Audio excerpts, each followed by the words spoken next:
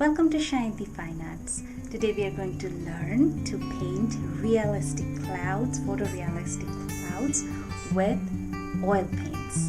And this tutorial, whatever I'm teaching you, is equally and in just exactly the same manner applicable for acrylic painting as well. But I prefer to paint with oils this time. That's the only thing. And of course, if you paint with acrylics, you have to be a little faster because it will dry fast and you'll have to blend in a small amount of time. Probably because to increase the period of drying time and help me blend very well, I chose oil paints in this case, but it can be very well done in acrylic. Just keep misting and spraying your paint and keeping it wet while you're blending. And this will be a very step-by-step tutorial where I have shared all the colors that I've used. Apart from titanium white, I have used ultramarine blue, cobalt blue, and Payne's gray. That's only four colors and you get this result. You can use a little bit of lemon yellow to indicate the yellowishness of sunlight, but I was following off a reference photo this time and trying to keep very close to it, so I did not do the yellow part. And you can increase the amount of highlights to it, play around a lot with it, but I just kept stuck to my reference photo and followed what I saw, painted what I saw.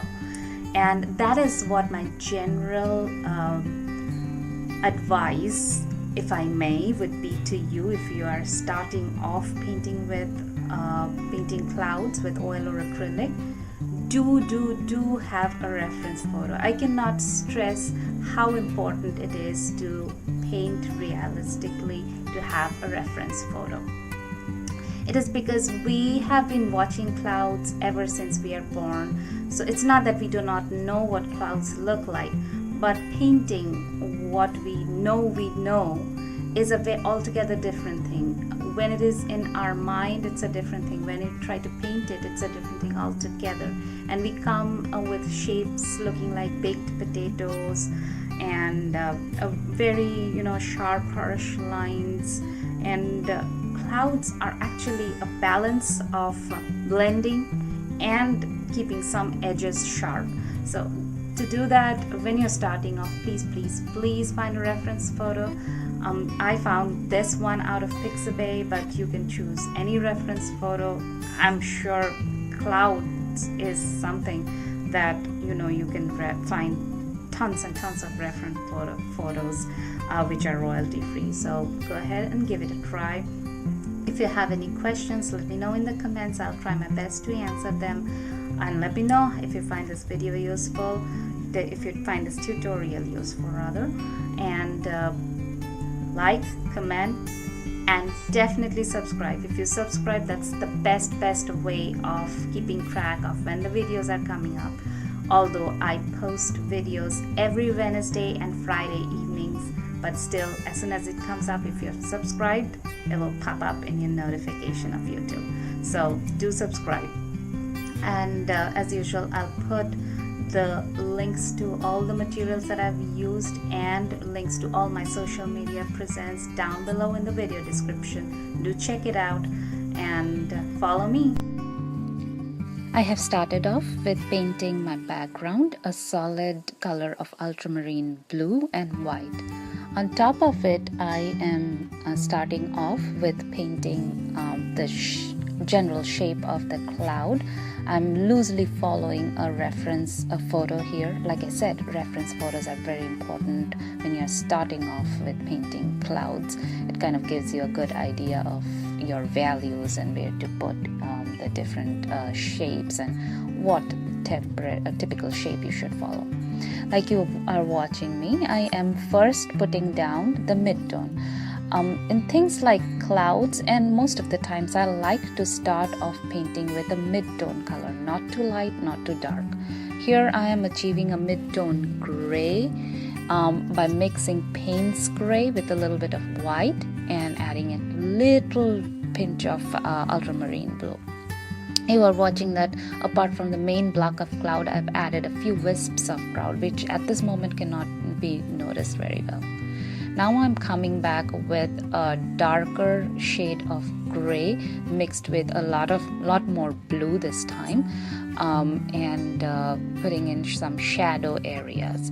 This is how I am creating the different value ranges, the darker areas, the lighter areas. So what I'm going to do is do some very dark areas and then come back with some highlights and very light shadows as well. So you can see that I'm varying the same shade of color,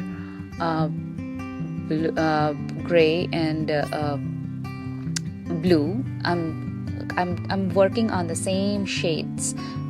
Paints gray, blue and white. I'm just varying the proportion of white that I'm adding in, or gray I'm adding in, or blue I'm adding in, and creating different tonal values.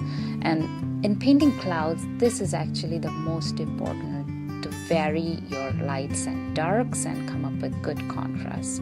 At this moment you cannot see the contrast because there is a mid-tone, and on top of it I'm just putting different values of gray, but once I come back with the highlights it will be evident. Now I'm adding in some ultramarine blue on the background, because at this point I realized that my background is not as dark as I want it to be. For the clouds to pop out, you need it to be a certain range of darkness, which I cannot find, so that's I'm coming back with a little bit of ultramarine blue gray mixture in the background. Now you can see that on the bottom side of the cloud I'm fuzzing out the cloud into the background sky blue. That's because some of the areas need to have sharp edges. At the same time, some areas need to be fuzzed out. That kind of gives you the fluffy cloud feeling. At the same time, it does not look like a block that is pasted on top of background. So it is important that some areas do get mixed with your background and some areas have sharp edges. Again, I'm coming back with some more darker values. You will see that a lot of time I'm just adjusting the darks and lights, and that is why I'm putting in the dark in the background too, so that my clouds get a sharp contrast when I come back with the highlights. And when I'm doing the background, I'm typically just adding a lot of ultramarine blue mixed. Sometimes I'm mixing it with a little bit of gray. Now you can see that I'm coming back around the entire sky area. I'm using a blending brush and kind of fuzzing out all the sharp edges. Now I'm starting off with the highlights. At this point I'm using white mixed with a teeny tiny bit of Paint's gray. And you can see that I'm just dabbing in some paint right now, wet on wet. I am not kind of blending it out, but I will soon come back with a blending brush and blend out some edges, but I'll leave some sharp edges as well. Like I said, it is important that some of the highlights blend into the background.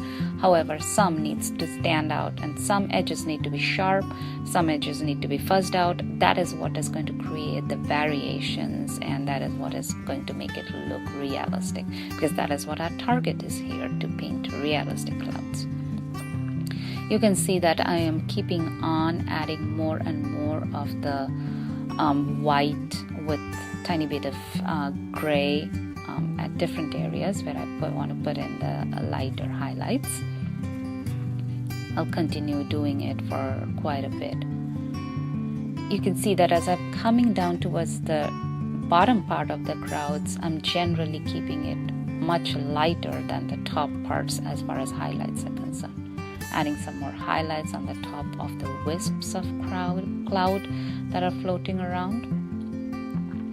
These wisps are kind of very important, because if I just have one block and nothing around, it kind of looks like as if I've stuck that piece of clouds from out of nowhere. As you can see, I'm taking the blending brush, and like I said, I'm going to fuzz out some of the edges, but I'm going to keep some of the edges as well. Adding in some more highlights. This time I'm fuzzing it out because I am adding it to the lower side, which I don't want to stand out as much as the upper side of the cloud. That will create the contrast, like from sharp edge to softer edges. Softening out some of the highlights, coming back with a blending brush and softening out some more. Okay, now I'm coming back with some more blue at the bottom edge to make it pop out just a tiny bit. However, I am not going to keep very sharp edges here. Coming back with some more blues in the middle parts, adding in some more darker values. You see a lot of this clouds is very repetitive. It's not that I'm doing great things and everything that I'm doing is different every time. A lot of it, the process is repetitive, but you need to keep on building these layers, blending it out and adding some more layers and blending it out and adding some more layers to finally get the look that you want. And this is just the basics of doing a realistic cloud. If you want to do a really superb looking clouds, where cloud is your subject and you want all the details and intention of your painting to go into the clouds, then you have to do a lot more layers, and a lot of times that is very hard to do wet on wet in one sitting. You might have to let your paint dry at one point and come back with more layers the next day or whenever your pen dries. And when I say that you have to come back later, that is pertaining more to oil paints because it has a certain drying time. If you're doing acrylics, your layers will be much faster because it dries much faster. But the same technique applies for both oil and acrylic. It's just that oil paints blend, you get more longer blending time. At the same time, it dries much slower. So if you want to add on additional layers the next day, then obviously you'll have to wait for another day. You cannot do it. Even if with the fastest drying mediums, there is at least a day's drying time. At least 8 or 10 hours you will need to dry before you add on the next layers. Now I'm finally coming back with more highlights, and now there is no gray at all on my brush. It is just straight up titanium white, and I'm using a brush that is pretty damaged, and that gives me that rough edged look. Now my cloud is complete for this demonstration. I hope that you found it useful. Let me know in your comments and likes, and don't forget to subscribe. Thank you again.